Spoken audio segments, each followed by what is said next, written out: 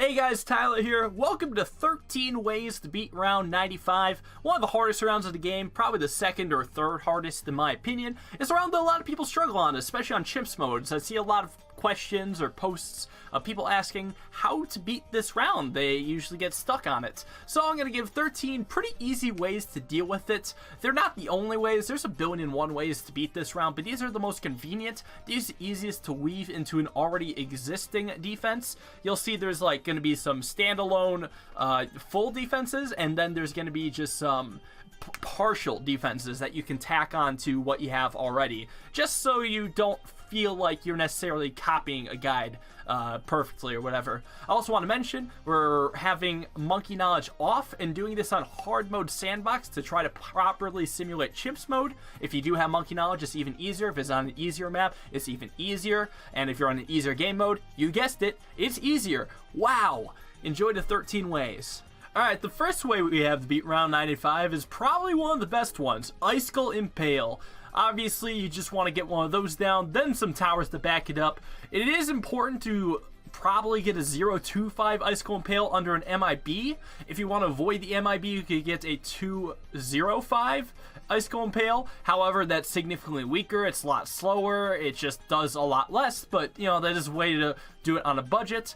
Then other ways to help it out are just having the third tier top path of village, along with an alchemist, fourth tier buffing it. And then again, you just need your cleanup towers, because Icicle Impale is fantastic against the DDTs, but you need something like recursive clusters, for example, to clean it up very well.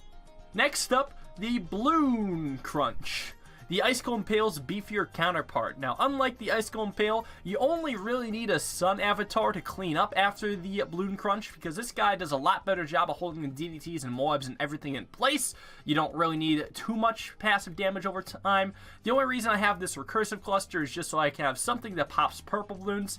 However, having an alchemist doesn't help, and I guess I should mention the camel village is also mandatory. I believe I do have it to third tier top path as well, just to have maximum attack speed on this Bloon Crunch, since it can restun. Having the alchemist give attack speed and having the village give attack speed is, you know, pretty helpful.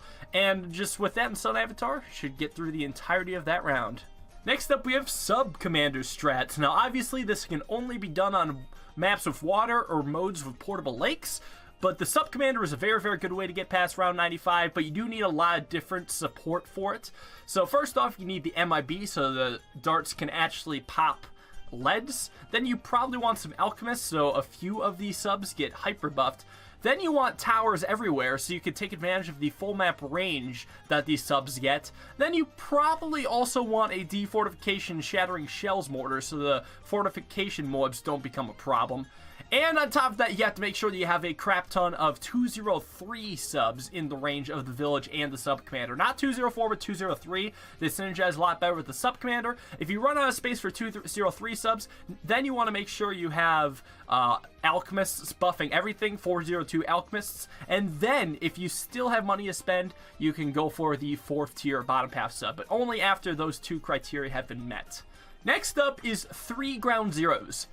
I didn't say these methods had to be good, they just have to fucking work. So, the ground zero does one-shot DDT, so if you just do it 3 times, you'll get the entirety of this round. On most maps, you can actually do 2, but on this one, you need 3.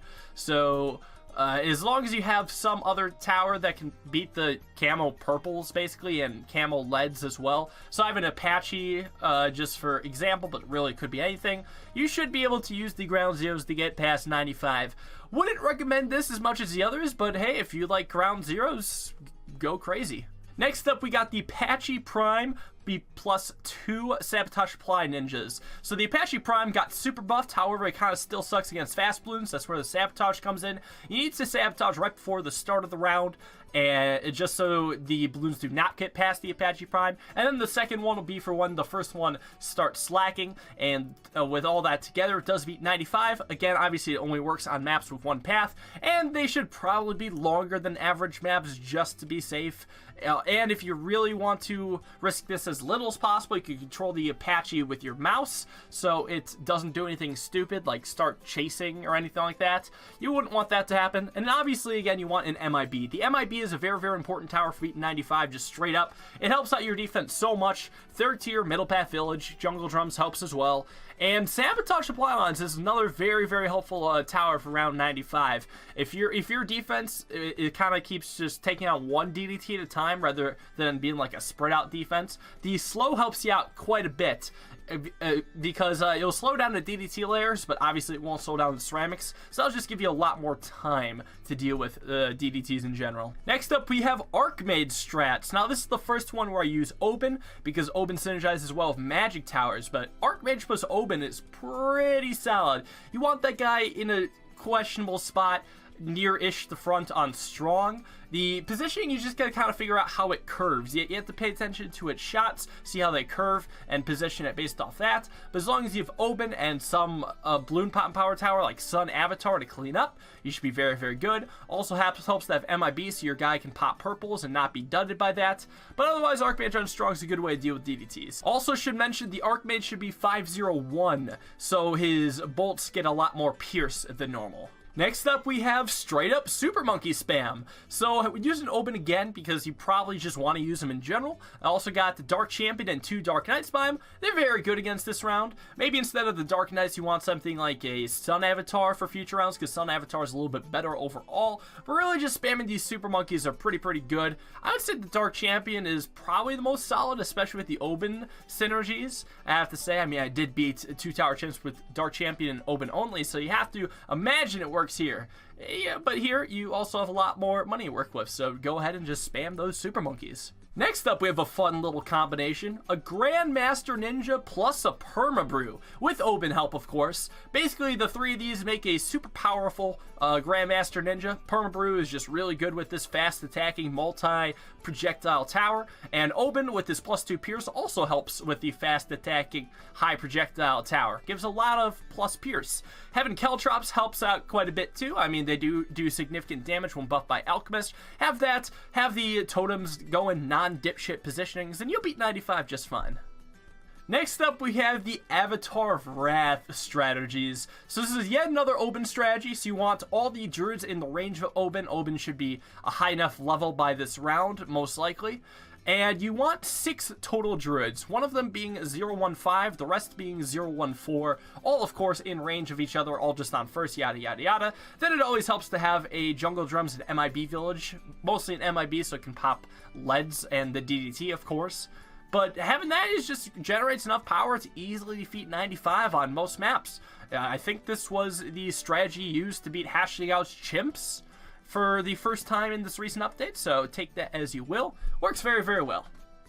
So remember when I said the Icicle Impale is probably the best way to deal with round 95? I might have been a little bit off. Turns out our boy the Perma Spike is really just the best at beating round 95. This guy's insane at pretty much everything. So with Perma Spike, you need all the synergy stuff. You need the main Moab. That's the most important guy to synergize it with. Main Moab on last, 402 sniper, just to stall out the rounds, just to make sure that the spike pile is massive and as big as it gets. And that way you'll beat everything. Then you need a 400 Alchemist, which obviously adds layers to the spikes, and it just makes it attack faster mostly. That's the most significant thing. As well as the acidic mixture dip it gives, allows it to always pop leads, meaning you don't need to get a 205, you can coast with the 025, and that's better because it attacks much faster.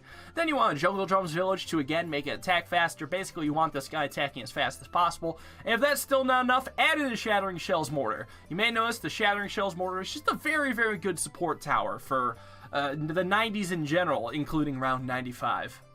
Next up, we have another Spike Factory, the Carpet of Spikes. This guy got super buff recently as well. I wouldn't consider him to be the most reliable strat, but he's actually pretty solid.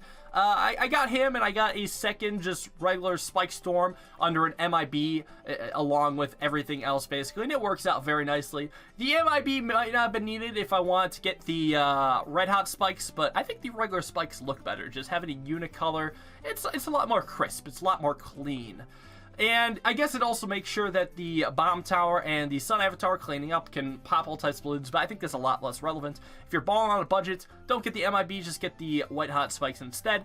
But with the Spike Factory, you just need something that is good at balloon popping power. I keep using the Recursive Cluster and Sun Avatar because they're really good, cost-effective balloon popping power towers. Would highly recommend. And hey, speaking of towers I use a lot, there's a Shattering Shells. Use it to fuck. Next up, we have a fun little combo, the Super Monkey Fan Club plus the Total Transformation Alchemist. Now, for those who haven't seen this combo before, basically all you need is a 5th-tier Middle Path Alchemist and 5 Dart Monkeys, one of them being a Fan Club Dart Monkey. The rest can just be whatever, but the more upgrades, the better usually. So, when you want to have unlimited power, that's right, unlimited power, you have to use the Transformation ability, then use the Fan Club ability while the Transformation ability is active, and bam shazam, you win. Pretty much just like that. Needs a little bit of help from other stuff though. The bomb tower just clean up early game, and the glue to help slow down the balloons, give us a little bit more time to time the abilities perfectly, because this is an ability and this is a long lasting round, so you have to do it just right. I'll have more on the glue later. And lastly, the sniper, you need that to have him on last again, just to stall out in between rounds, so you can have the abilities come back in between rounds, so you can activate these abilities every round instead of just having downtime, which is bad. And since I mentioned the glue, the last way to beat round 95 on this list is utilizing the Moab Gloup glue gunner. So here you'll see a defense of some sun avatars eating shit on round 95. Then, having added a couple Moab glues under a camo village, you'll see that the defense ends up working out just well. Moab Gloup ends up being a really good support tower for not only DDT rounds, but rounds in general. But this round, it's really, really helpful. It's basically a Sabo that doesn't rely on ability timing. It's just always active, and occasionally cheaper at times too. You don't always need to go for the glue splatter Moab Gloup and a secondary 013 Moab Gloup. Usually just the 013 Moab Gloup, one or two of those is good enough on most maps. Helps out even on multiple paths. This guy just shoots fast enough. Does help have a primary training village or whatever, just to make him shoot even faster, but again, not necessary. As long as it detects camo, it'll hit it, and it just works out really, really well as a support tower. Would recommend with pretty much any defense that's almost good enough to beat round 95. And the 14th way, Quincy. Oh, I think I've made this joke before. Anyways, hope you guys enjoyed the 13 ways to beat round 95. Hopefully all you new players learned something from this. Hopefully you guys can go out and beat this round. Apologies to the older, more veterans that generally know all these ways. Hopefully maybe you learned something along the way in this video. If not, there will be future ones. I swear this was mostly just meant for the newer players. And let me know if any of them don't work anymore. There might be some nerfs in the future that make them invalid. And let me know if there's any more easy ones that I missed that you really like using. Or just your favorite way to beat round 95 in general. I don't really care. If you happen to use the most janky-ass sniper or dart monkey strategy to beat it, love to hear about it. So thanks you guys for watching. Hope you enjoyed and have a wonderful day. Peace out.